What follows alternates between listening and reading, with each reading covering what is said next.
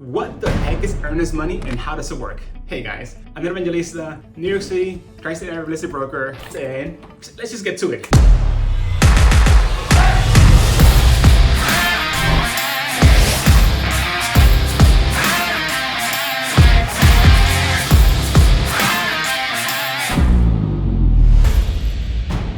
Let me answer a question that I hear asked all the time. What is earnest money and how does it work? To answer this question, I have to give you a quick high-level recap of Contract Law 101. In contract law, to have a valid contract, you need two things. You need the agreement and you need consideration. Consideration being money or something else as well. But in this case, money.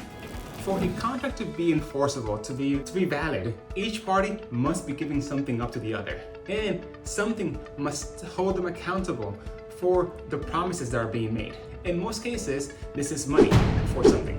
So earnest money, or your earnest money deposit, it's that consideration that you as a buyer are giving to the seller to validate the contract and make it enforceable. Earnest money is you coming to the table after having agreed to a certain set of terms and saying, hey, I'm putting my foot where my mouth is that the term?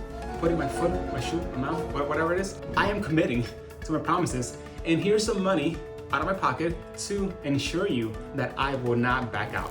Earnest money is typically a percentage or a set figure in some cases, an amount that you are agreeing to pay at the signing of your real estate contract to take that property off the market and lock it in for yourself. Typically, if you're giving 20% down of a down payment for the purchase of a home, your earnest money is not the full 20%. It is half of that, typically 10%. In some cases, it can be more.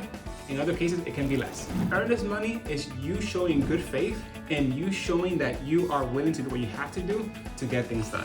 When you find a home, after you spend weeks on end trying to find a house in the market, and you finally got your offer accepted, and you finally sign a contract, earnest money is what tells the home seller that, hey, I am willing and I will not back out. And here, you can keep this if I break my promise. That's very important. Earnest money is you showing your earnesty to the seller. In a case of earnest money, the way it works is this. Earnest money provides security to the seller to ensure that you are not, and when I say you, I mean the buyer, is not wasting their time. Earnest money is non-refundable unless certain conditions are being met. For example, if you provide a earnest money deposit of 100 grand, but then you decide a month later that you no longer want the property because you no longer like the paint color or something silly like that, then unfortunately you lose that $100,000. You lose that money because you wasted the seller's time in which otherwise they could have found a different buyer that would have otherwise bought the home. Maybe for more, maybe for less. Who knows? Because we don't know, which is the purpose of the earnest money. Earnest money is non-refundable when you break your promise, when you break your contract without having a good reason as per the contract terms. This, however, does not mean that you cannot get your earnest money back should you break the contract for a valid reason. Say, for example, that you had a contingency on getting your mortgage. They had a contingency on an appraisal of the home, a contingency on whatever it could be, right? You can have many contingencies. If for whatever reason you meet one of those contingencies and you want to back out because you no longer feel safe due to the failure of that contingency, then you get your money back, you get your earnest money back. This can be done through many different examples and we have to dive into each one, but the point is this, guys. Earnest money is a way to incentivize the seller to stick with you as a buyer and for the buyer to keep their promises to the seller.